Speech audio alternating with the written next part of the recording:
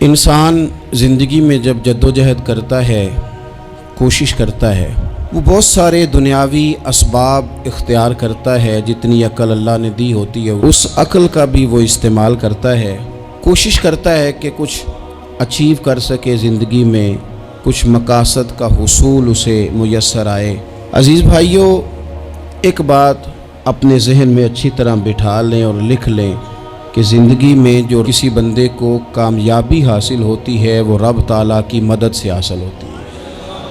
اگر رب تعالیٰ مددگار ہو تو پھر کوئی چیز بھی رستے میں رکاوٹ نہیں بنتی، اور اگر مالک کریم کو منظور نہ ہو تو انسان بہترین سیاستدان ہو، اچھا ایڈمنسٹریٹر ہو، اس کا ذہن بڑی وسعت رکھتا ہو، بڑی اچھی پلاننگ کرنا جانتا ہو، سارا کچھ ہو، تو بندہ ناکام ہو جاتا ہے۔ مسلمانوں کو جتنی کامیابیاں ملیں ان کا پس منظر صرف اتنا تھا کہ اللہ تبارک و تعالیٰ نے اپنے بندوں کی مدد فرمائی، اور اب تعالیٰ نے قرآن مجید میں اس حقیقت کا بیان کیا، فرمایا بل اللہ مولاکم، فرمایا بلکہ اللہ تمہارا مولا ہے، وَهُوَ خَيْرُ النَّاصِرِينَ، اور وہ بہترین مددگار ہے۔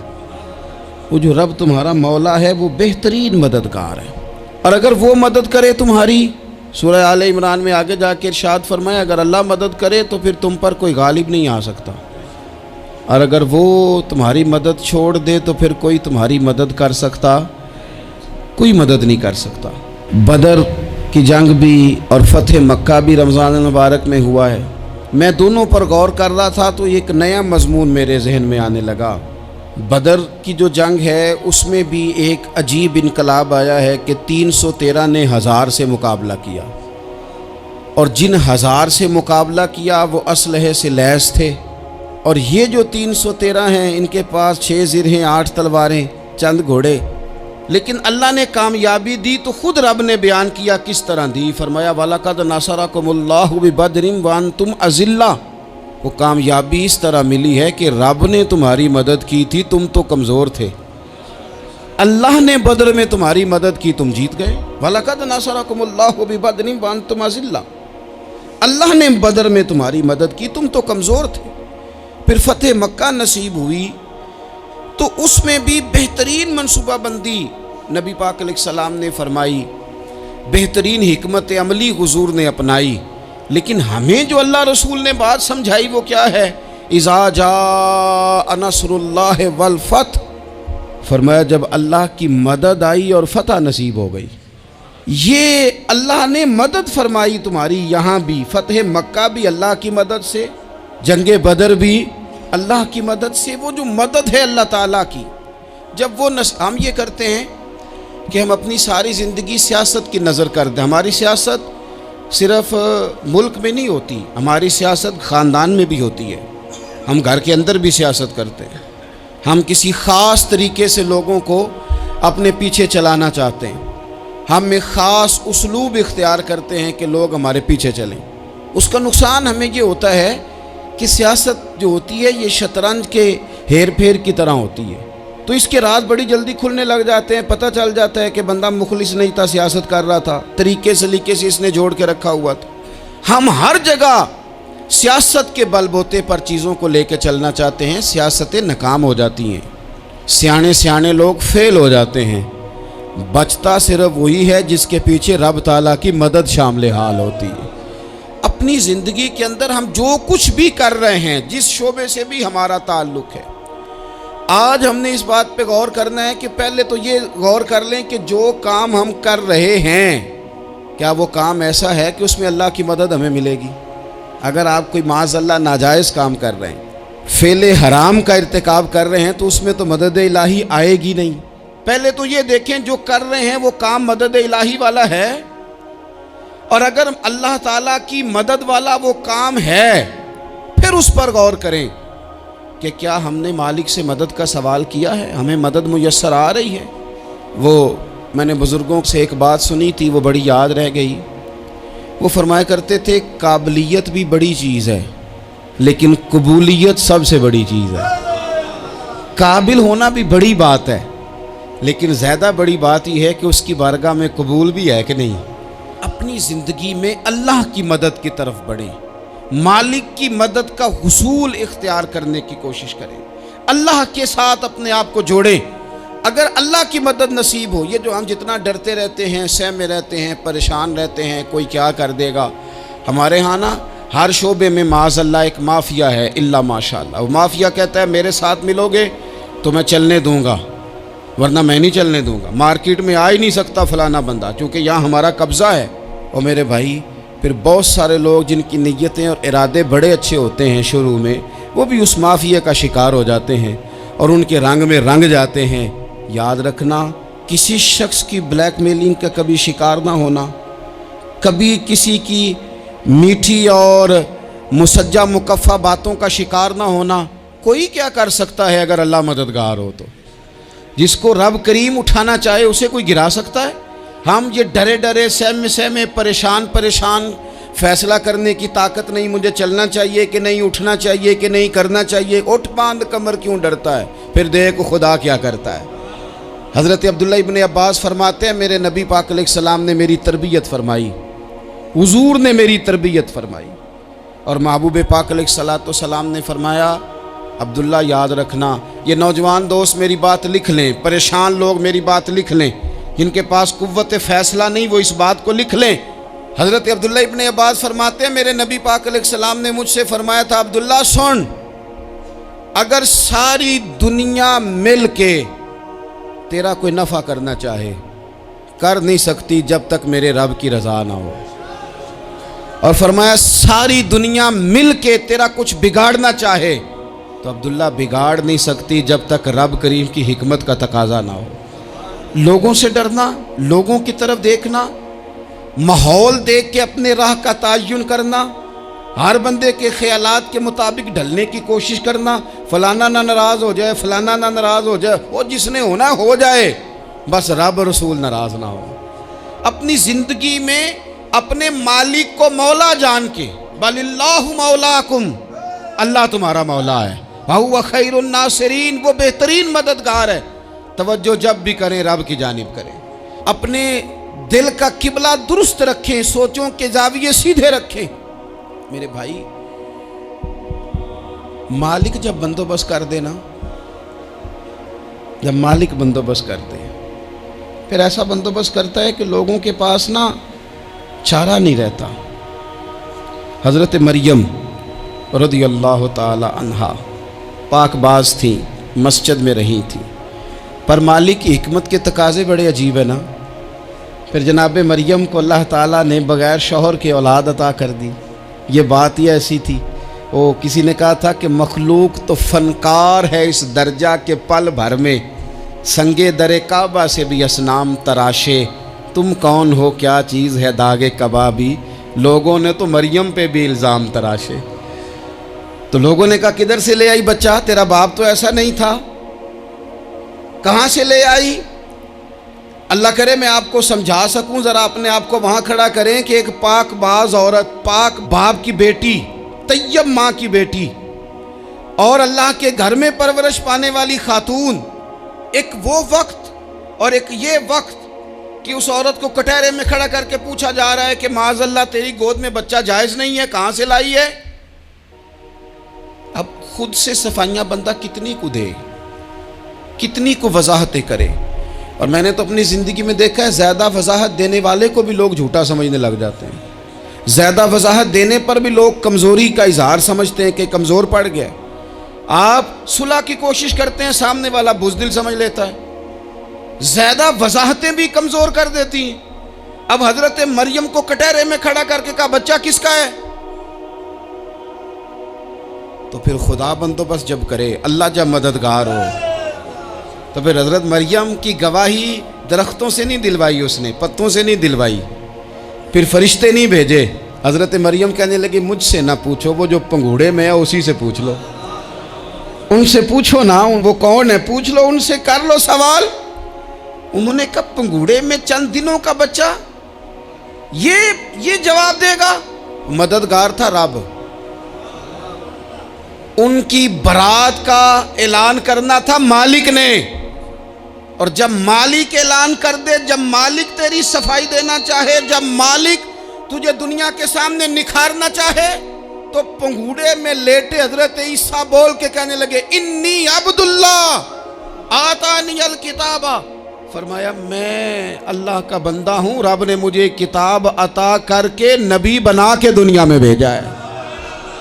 मैं अल्लाह का बंदा हूँ, किताब लेके आया हूँ, नबी बन के आया हूँ। फिर पंगूड़े से ऐलान हो गया, फिर बच्चा बोल पड़ा। और ये एक दफ़ा नहीं बात हुई, ये बनी इसराइल में एक जुरैज नाम के शख्स भी थे जो नमाज पढ़ रहे थे। बाज़ ने लिखा है नफल नमाज थी, अम्मा ने पुकारा तो आए नहीं, तो माँ के मुंह से निकल गया तू उतनी देर तक मरेगा नहीं जब तक किसी बेहया औरत का मुंह ना देख ले। तो वो इबादत गुजार थे, लेकिन लोगों ने उनकी इबादत, रियाजत, परहेजगारी को नहीं देखा।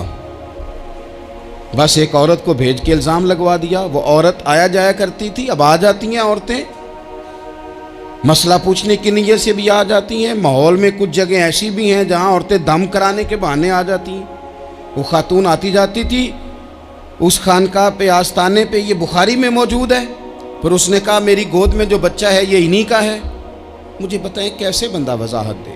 हालात ख़राब हो गए, लोग कुटिया जलाने लगे, माहौल और तरह का बन गया। मेरे नबी पाक अलैहिस्सलाम फरमाते हैं फिर उस रब के बंदे ने कहा मालिक तू करीम है, तेरी मशीयत का तकाजा आया जो मेरी माँ ने जुमले बोले थे, पर अब मैं वजाहत देने के काबिल नहीं रहा, अब तू ही करम करेगा तो दरवाज़ा खुलेगा।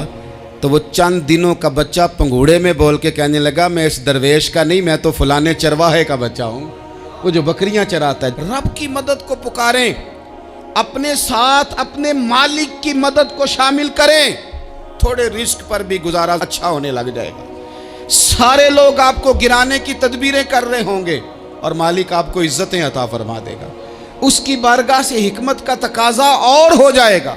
हमने सारी ज़िंदगी लोगों को राज़ी करने में गुजार दी, सारी ज़िंदगी बुढ़ापा आ गया बच्चों को पालते, और बच्चों ने आखिरी उम्र में कह दिया अब्बा अगर कोई ढब का काम कर लेते तो आज हमारे दिन भी फिर न जाते। सारी ज़िंदगी गुजार दी बहन भाइयों को राज़ी करने में, सारी ज़िंदगी गुजार दी जिम्मेदारियां उठाने में। उनको 99 दफ़ा दिया, एक दफ़ा नहीं दिया तो उन्होंने कह दिया तूने तो कभी दिया ही नहीं, तू था ही नहीं। सारी ज़िंदगी मोहल्लेदारों, इलाके वालों को राज़ी करने में गुजार दी। और मैंने ऐसे लोग भी देखे दीन के लिए वक्त गुजारा, लेकिन जब बुढ़ापे में दांत काम ना करते थे तो वक्त के मुफ्तियों को भी मस्जिदों की कमेटियों ने कह दिया अब आपकी समझ नहीं आती, हमने ख़तीब को यौर रखना है, न देखो दुनिया की तरफ, दुनिया रुला देती है, न राज़ी करो बंदों को, बंदे थका देते हैं, न पीछे भागो हर वक्त दुनियादारों के, ये इंसान को कमज़ोर कर देते हैं। वो तो करीम ही बड़ा है, 2 आंसू ज़मीन पर बाद में गिरते हैं, बंदे के गुनाह सारे पहले माफ़ फरमा देता है। अल्लाह की मदद का हुसूल, अपने मालिक की मदद की तरफ बढ़ना, आपको बदर की जंग भी यही दरस देगी, आपको ओहद का मैदान भी यही सबक देगा, फतेह मक्का भी यही सबक देगा। मेरे दोस्तों, जब रब मदद फरमाए, जब अल्लाह मददगार बने। दोस्तों से एक बात अक्सर करता हूँ, मैं कहता हूँ कि जितने दर्द से आप अमीर को अपनी कहानी सुनाते हैं ना, और जिस तरह आपके आंसू बात करने से पहले गिर जाते हैं कि गरीब हैं, बच्चियां हैं, कारोबार नहीं, ओ मेरे संगियों, इससे आधे आंसू अपने रब की बारगाह में बखेरो, उसके हुजूर अर्ज गुजार हो जाओ, उससे तलब करो। एक वक्त इंसान पर ज़िंदगी में ऐसा आता है कि उसे यूँ महसूस होता है कि मेरा साया भी ज़रा सा पीछे हट गया है। उसे यूँ लगता है कि मैं किसी सहारे पे हाथ डालता हूँ तो वो भाग जाता है मुझसे। लेकिन मालिक की बारगाह ऐसी अजीम बारगाह है, रब रसूल के आस्ताने इतने बड़े हैं कि आप जब वहाँ कशकोले तलब दराज करते हैं तो झोली फैलाने में देर लगती है, उनको भरने में तो कोई देर नहीं लगती। हमने अपना सोच का किबला ही दुनिया को बना लिया है। ये जो अल्लाह वालों की मदद है ये तो है नहीं, अल्लाह ही की मदद है। लेकिन ये जो सेठों की तरफ तवज्जो करना, नवाबों की तरफ तवज्जो करना, दुनियादारों की तरफ तवज्जो करना और अपना मिजाज इस तरह का बना लेना, यारो गर्दन को झुका देता है खैरात का पत्थर, जहाँ में मांगने वालों के सर कभी ऊंचे नहीं होते। اور اقبال کہتے ہیں غیرت ہے بڑی چیز جہان تگ و دو میں، پہناتی ہے یہ فقر کو تاج سردارا۔ میں عرض کروں گا کہ اپنی آپ جب توجہ کا قبلہ اللہ رسول کو بنائیں گے تو رب فرماتے ہیں وَيَرْزُقْهُ مِنْ حَيْثُ لَا يَحْتَسِبُ، میں نہ تجھے وہاں سے رزق دوں گا جہاں سے کبھی تیرا گمان بھی نہیں گیا ہوگا، یہاں سے بھی مل سکتا ہے، تو نے سوچا بھی نہیں ہوگا۔ بخاری شریف میں حدیث ہے، حضرت جابر ابن عبداللہ فرماتے ہیں نبی پاک صلی اللہ علیہ وسلم نے 300 لوگوں کا ایک لشکر روانہ کیا کسی مہم کے لیے، کسی جہاد کے لیے۔ حضرت ابو عبیدہ بن جراح رضی اللہ تعالیٰ عنہ امیر لشکر تھے۔ فرماتے ہیں غربت اتنی زیادہ تھی، بھوک اتنی زیادہ تھی کہ ایک ایک کھجور دن میں ایک وقت کھانے کو ملتی تھی، اور کچھ دن ایسے آئے کہ اب کھجور بھی نہیں مل رہی۔ فرماتے ہیں اتنی زیادہ بھوک لگی مجاہدین کو، 300 بندہ پتے کھا کے گزارا ہونے لگ گیا۔ یہ بخاری میں موجود ہے۔ آپ فرماتے ہیں کہ دریا کے کنارے ہمارا پڑاؤ تھا، ٹھہراؤ تھا، جب بھوک سے نڈھال ہو گئے نا، وَيَرْزُقْهُ مِنْ حَيْثُ لَا يَحْتَسِبُ، اللہ وہاں سے روزی دیتا ہے، گمان بھی نہیں ہوتا۔ فرماتے ہیں ایک مچھلی اللہ تعالیٰ نے دریا کے کنارے بھیجی، فرماتے ہیں وہ تھی تو مچھلی پر پہاڑ جتنی تھی۔ بخاری میں لفظ ہیں، حضرت جابر ابن عبداللہ رضی اللہ تعالیٰ عنہ فرماتے ہیں 300 آدمی 18 دن تک اس مچھلی کو کھاتے رہے، مچھلی ختم ہی نہیں ہوئی۔ مچھلیاں نہیں، مچھلی کہتے ہیں 18 دن 300 بندہ کھاتا رہا، مچھلی ختم ہی نہیں ہوئی۔ اور فرماتے ہیں کہ اس کی ہڈی نکال کے، کانٹا کہیں گے آپ اپنی زبان میں، کہتے ہیں وہ نکال کے نا تو اس کو کھڑا کیا نا جب، تو اونٹ کجاوے سمیت اس کے بیچ سے گزر جاتا تھا، 2 اس کے کانٹے جوڑے۔ فرماتے ہیں وہ اس کا گوشت ہم کھاتے تھے اور اس کی چربی بطور تیل کے ہم جسموں پہ ملتے تھے، بیماروں کو اس سے سکون آتا تھا، تندرستی شفا ہوتی تھی۔ فرماتے ہیں ہم کھایا بھی ہم نے، اور کچھ لے کے ہم مدینے بھی گئے، اور قربان جائیں نبی پاک نے بھی اس میں سے کھایا۔ ہم نے عرض کی حضور یہ معمہ کیا ہے، یہ ماجرا کیا ہے؟ تو محبوب نے فرمایا تمہارے پاس غذا نہیں تھی، رب نے تمہارے لیے بندوبست کیا ہے، اللہ نے تمہیں دیا ہے۔ مکان شروع کر لیا، ایک صاحب نے وہ مکان بنانے لگے، آپ وہ حساب لگا رہے ہیں، کہتے ہیں میرے پاس اتنے پیسے ہیں، اتنے میں نے فلانے دوست سے کہنا ہے اس نے دے دینے، اتنے فلانے رشتہ دار سے کہنا ہے اس نے دے دینے، اتنے فلانے سے کہنا ہے اس نے دے دینے۔ یہ ساری کاپی بنا کے مکان شروع کر لیا۔ جو روز کہتا تھا نا کوئی حکم ہو جاتے 10، سب سے پہلے اس کو کہا میاں پیسے چاہیے دین، وہ کہندا ہو کل ہی منڈا ٹوریا ہے، کدے تو پرسوں 10 داتے لب جانے سن۔ میں آپ کو اپنے تجربے کی بات بتا رہا ہوں۔ جن لوگوں کا خیال ہوتا ہے نا کہ آپ سٹارٹ کریں فلانا کام، ہم آپ کے ساتھ ہیں، اللہ کا ہی کوئی نظام ہے، وہ بالکل بھی نہیں ساتھ ہوتے۔ لیکن ایسا نہیں ہے کہ کوئی ساتھ نہیں ہوتا، اللہ تعالیٰ بڑے اسباب پیدا کرتا ہے، وہاں سے دیتا ہے جہاں سے گمان بھی۔ ہمارا یہ ذہن بن جاتا ہے ہم ساری اپنے حساب سے چلتے ہیں، اتنے رشتہ داروں سے، اتنے کون آپ کے ساتھ چلے گا، سوال ہی نہیں پیدا ہوتا۔ یہ سارے کام چھوڑ کے سب سے پہلے 2 رکعتیں پڑھو، اپنے رب کی بارگاہ میں، رسول کائنات کی بارگاہ میں گزارشات اور استغاثے پیش کرو، وہاں سے خیر طلب کرو۔ دنیا دار کیا دیں گے، کیا دے سکتے ہیں، کیا حیثیت ہوتی ہے کسی، اللہ کہتا ہے وہاں سے دوں گا۔ تو جو اللہ مال دے وہ لینا چاہیے کہ رشتہ داروں کا مال دیکھنا چاہیے؟ جو اللہ دے وہ لینا چاہیے کہ سیٹھوں نوابوں کی جیبیں دیکھنی چاہیے؟ جو اللہ دے وہ قبول کرنا چاہیے یا دیکھنا چاہیے کون سا آدمی کہاں پہنچ گیا؟ چھوڑو، اپنی مٹی پہ چلنے کا سلیقہ سیکھو۔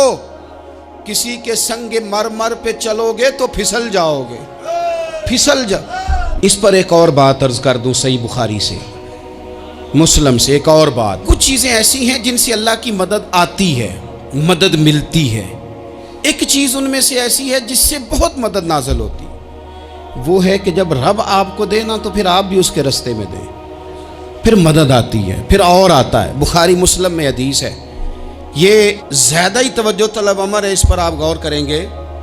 حضرت ابو ہریرہ فرماتے ہیں کہ نبی پاک علیہ السلام نے فرمایا ایک شخص نے بادلوں کے اندر سے آواز سنی کہ فلاں آدمی کا کھیت اور باغ خشک ہو گیا ہے، وہاں برسو اور اس کے کھیت کو سیراب کرو۔ وہ بڑا حیران ہوا کہ بادل سے آواز آ رہی۔ پھر اس نے دیکھا کہ ایک پہاڑی پر بارش ہوئی، وہ بادل وہاں برسا، پھر نالیوں سے ہوتا ہوا پانی ایک طرف چلا تو جس نے آواز سنی تھی حضور بیان کر رہے ہیں، وہ بھی پیچھے پیچھے چلا کہ پانی کدھر جا رہا ہے۔ اس نے جا کے دیکھا کہ ایک مقام پہ ایک باغ کو وہ پانی لگ رہا ہے اور ایک آدمی وہ پانی لگا رہا ہے۔ اس نے اس سے پوچھا تیرا نام کیا ہے؟ اس نے کہا کیوں؟ کہنے لگا بتا نا۔ اس نے نام بتایا تو کہنے لگا یہی تو وہ نام ہے جو میں نے بادلوں کے اندر سے سنا ہے کہ فلاں کے کھیت کو پانی دے دو۔ اس نے کہا یار تو کیا عمل کرتا ہے کہ اسپیشل تیرے لیے بارش برسے؟ یہ بخاری پڑھ رہا ہوں، سیاستہ سے حدیث عرض کر رہا ہوں۔ اس سے پوچھا تو کیا کام کرتا ہے کہ جناب اللہ تبارک و تعالیٰ کا حکم کرم آیا کہ خاص تیرے لیے پانی برسے اور تیرے کھیت کو سیراب کرے؟ تو اس نے کہا چھوٹا ذمہ دار ہوں، پر جب فصل اگتی ہے تو 3 حصے کرتا ہوں، ایک حصہ اپنے بال بچوں پہ بہن بھائیوں پہ خرچ کرتا ہوں، ایک حصہ پورا اور ایک حصہ دوبارہ کاشتکاری پہ لگاتا ہوں، اور تیسرا حصہ خالص میں نے مسکینوں، یتیموں اور غریبوں کے لیے رکھا ہوا ہے۔ وہ جو تیسرا حصہ اللہ کرے آپ سمجھے، وہ رب کے بندوں پہ تیسرا حصہ خرچ کرتا ہے نا، تو کریم مالک نے فرمایا جہاں سے غریب کا حصہ جاتا ہے وہ کھیت خشک نہیں رہنا چاہیے، وہ جہاں سے مسکین روٹی کھاتے ہیں وہ خشک نہ رہے، جہاں سے یتیموں کو کچھ آتا ہے کہیں اس کی فصل رہ نہ جائے۔ میں اور آپ بھی اگر اپنے مال میں مسکینوں، یتیموں، غریبوں کے حصے رکھ لیں گے تو فصلیں خشک نہیں رہیں گی، ان کے اندر تازگی آئے گی، نور آئے گا، کرم آئے گا، خاص کر خدا کی رحمت برسے گی۔ مدد اللہ سے چاہیں، اپنی توجہات کا مرکز رب رسول کی ذات کو بنائیں، پھر آپ محسوس کریں گے کہ بڑی جلدی اللہ تعالیٰ کی مدد آنے لگی ہے۔ کبھی آپ صرف کہہ دیں نا میرا رب میرے ساتھ ہے، اس لفظ میں اتنی طاقت ہے کہ دشمن ویسے زیر ہو جاتا ہے۔ زندگی میں کسی سے بھی لڑائی ہو تو اچھی طرح سوچ لیں کہ اللہ اس طرف ہے یا اس طرف ہے۔ اگر آپ زیادتی پہ ہیں تو پھر رب مظلوم کی جانب ہے۔ اگر اللہ کی مدد آپ کے ساتھ ہے تو دنیا کی کوئی طاقت آپ کو گرا نہیں سکتی، اور اگر آپ مظلوم کے مقابلے میں ظالم بن کے آپ کھڑے ہو گئے ہیں اور آپ نے رویہ وہ اختیار کیا ہے کہ جس میں مدد نہیں آئے گی، تو پھر یاد رکھ لیں کہ آپ کوئی بھی ہیں، کہاں بھی ہیں، آپ کمزور ہیں۔ طاقتور تھے ابتدائے اسلام میں، ظاہری طاقت تھی کفار مکہ کے پاس، وہ ڈنڈوں سے مارتے تھے غریبوں کو، ان کے ہاتھوں میں ڈنڈے تھے، پر خدائی طاقت ان مظلوموں کے ساتھ تھی۔ صاحب زرقانی نے لکھا ہے حضرت زنیرہ رضی اللہ تعالیٰ عنہ ایک لونڈی ہیں، غریب ہیں، ماڑے دا کی کام محمد نس جانا یا رونا، غریب سادی بی بی اور لونڈی کنیزہ، ایک مشرک کی کنیزہ تھی، انہوں نے کلمہ پڑھ لیا، وہ ڈنڈوں سے مارتا، دروں سے مارتا، تکلیف دیتا۔ حضرت زنیرہ رضی اللہ تعالیٰ عنہ کو اتنا مارا، اتنا مارا۔ اب آپ ایک اور پہلو پر بھی غور کریں، مار بھی پڑ رہی ہے پر خدا ادھر ہی ہے، اللہ کی مدد ادھر ہی ہے۔ رب کہتا ہے کہ پہلے تو صبر کرنا، ان اللہ مع الصابرین، تو صبر کرے گا تو پھر رب کی معیت ملے گی، ذرا ٹھہرنا، تو تھوڑا ڈٹنا۔ ان الذین قالوا ربنا اللہ ثم استقاموا تتنزل علیہم الملائکہ، تو کہے اللہ میرا رب ہے، پھر تو پہلے ڈٹ، پہلے تو نے ڈٹنا ہے۔ ثم استقاموا، جو ڈٹ گیا، تتنزل علیہم الملائکہ، ڈٹنے والے کے لیے مدد آتی، پہلے تھوڑا ٹھہرنا پڑتا ہے، پہلے تھوڑا صبر کرنا پڑتا ہے، حوصلہ کرنا پڑتا ہے، اس کے بعد مدد آتی۔ مار پڑ رہی ہے، مارا جا رہا ہے حضرت زنیرہ کو، ان کا مالک جو ہے ظاہری آقا وہ مار رہا ہے، یہ کنیزہ ہے، اتنا مارا، اتنا مارا، ان کی بینائی چلی گئی، نظر آنا بند ہو گیا۔ ابو جہل آیا اور کہنے لگا زنیرہ دیکھا نا ہمارے بت تیری آنکھیں لے گئے، معاذ اللہ، لات و منات ہمارے بتوں نے تجھے اندھا کر دیا۔ اب ایسا نہیں ہے کہ بی بی روتی جا رہی ہے، روتی جا رہی ہے، مایوسی مایوسی، معاذ اللہ، پریشانی، غریبی بڑی ہے، پوچھنے والا کوئی نہیں، یہ باتیں نہیں۔ کیا جملے ہیں خاتون کے، کیا لفظ ہیں۔ ابو جہل نے تنزیہ کہا، معاذ اللہ، کہنے لگا دیکھا نا ہمارے بتوں نے تجھے اندھا کر دیا۔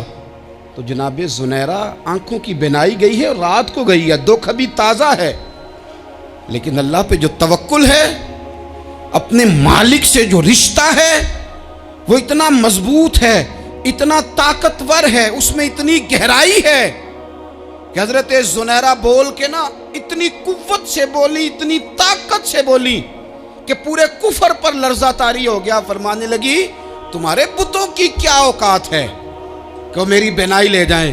یہ میری رب کی حکمت کا تقاضا ہے۔ جب تک اس نے چاہا زنیرہ دیکھتی رہی، اور جب اس نے چاہا زنیرہ کی آنکھوں کی بینائی چلی گئی، اور اگر وہ چاہے گا نا تو بینائی واپس بھی کر دے گا۔ اگر ہو ذوق یقین پیدا تو کٹ جاتی ہیں زنجیریں، اگر وہ چاہے گا تو بینائی آ بھی جائے گی۔ حضرت زنیرہ نے رات کو یہ لفظ کہے، ابو جہل اور سارے کفار ڈر کے سن کے چلے گئے، آپ اطمینان سے آ کے بستر پہ سوئی۔ جب سویرے اٹھی تو اللہ نے آنکھوں کی روشنی واپس کر دی تھی۔ آنکھوں کی اب چھڑی پکڑی ہے، بازاروں میں گھومتی ہے، کہتی ہیں بلاؤ کدھر ہے تمہارے نات و منات، دیکھو میرے رب نے روشنی واپس کر دی۔ آ کر میرے ساتھ ادھر آ، ستمگر ہنر آزمائیں، تو تیر آزما ہم جگر آزمائیں۔ بیمار لوگوں یاد رکھو، کہہ دیا ڈاکٹر نے کہ تو بڑا بیمار ہے، تو بڑا کمزور ہے، یہ ہو گیا وہ ہو گیا، تو ڈاکٹر اپنے علم کے مطابق بات کر رہا ہے، ہوگا تو وہ جو میرا رب چاہے گا۔ کمزور ہو جانا، پریشان ہو جانا، تکلیف میں آ جانا، پتہ نہیں بات ہو گئی ہے تو جانے کیا ہو جائے گا۔ اپنی زندگی کے اندر اپنے رب سے رشتہ مضبوط کریں، رسول کائنات سے رشتہ مضبوط کریں، اللہ والوں سے رشتہ مضبوط کریں۔ حضرت زنیرہ نے پیغام دیا کہ زندگی میں جو جینا چاہتے ہیں تو وہ رب کا نام لے کے جی سکتے ہیں، جو اپنی زندگی میں خوشیاں دیکھنا چاہتے ہیں تو رسول اللہ کے نام پر خوشیاں دیکھی جا سکتی ہیں۔ توکل کی بنیاد پر بندہ خوشیاں لے سکتا ہے، اور اگر انسان میں توکل نہیں ہے تو پھر وہ اس کالے جادو سے بھی ڈر رہا ہے، وہ نیلے سے بھی ڈر رہا ہے، وہ پیلے سے بھی ڈر رہا ہے، وہ فلانے سے بھی ڈر رہا ہے، وہ میرے خلاف فلانا رشتہ دار سازش کر رہا ہے تو ڈر رہا ہے، فلانا میرے بارے میں یہ کر رہا ہے تو ڈر رہا ہے، وہ پتہ نہیں دنیا ادھر ہو جائے گی تو کیا ہو جائے گا، اٹھ باندھ کمر کیوں ڈرتا ہے، پھر دیکھ خدا کیا کرتا ہے۔ تو اس ساری گفتگو کا نچوڑ آپ کو یہ عرض کیا ہے، سب سے پہلے تو یہ کہ میدانوں میں مدد بھی اللہ کی، رزق میں مدد بھی اللہ کی، فصلیں خشک ہوں تو مدد پھر بھی اللہ کرے، تو پھر ساری مدد، اور اگر انسان بیمار ہو تو پھر بھی مدد اللہ کی۔ تو اپنے اللہ کی جانب توجہ کو بڑھائیں، آپ اللہ سے مدد کے سوالی بنیں۔ ترمذی کی ایک حدیث ہے، میں آپ کو زندگی کا تجربہ بتاتا ہوں کہ جب میں بڑا پریشان ہوتا ہوں تو یہ والی روایت کھول لیتا ہوں، مزہ دیتی ہے۔ میرے نبی پاک علیہ السلام نے فرمایا اپنے دکھ سیٹھوں نوابوں کو نہ کہنا، مالداروں کا نہ کہنا، ورنہ اللہ تمہیں کبھی غنی نہیں کرے گا۔ فرمایا اپنے دکھ اپنے رب کی بارگاہ میں عرض کرنا، جلدی کرے یا دیر سے کرے اللہ تمہیں لوگوں سے بے نیاز کر دے گا، اللہ تمہیں غنی کر دے گا۔ رات کو بیٹھو نا اس کی بارگاہ میں، اسے دکھڑے سناؤ، چھوٹی چھوٹی باتیں، حضور نے فرمایا نمک بھی مانگو تو رب سے مانگو، چھوٹی چھوٹی بات سے شروع کرو نا۔ جب بندہ شروع کرتا ہے نا چھوٹی چھوٹی چیزیں تو بڑی ساری چیزیں، یہ اس طرح ہوتا ہے جیسے بندہ رب سے گفتگو کر رہا ہے، مالک مجھے یہ چاہیے، مالک میں یہاں کمزور ہوں، اللہ میں یہاں پریشان ہوں۔ آپ یہ کر کے تو دیکھیں، لمبی لمبی دعائیں مانگ کے تو دیکھیں، اس کے حضور جوڑ کے تو دیکھیں، آپ دیکھیں گے راحت کتنی ہے، سکون کتنا ہے۔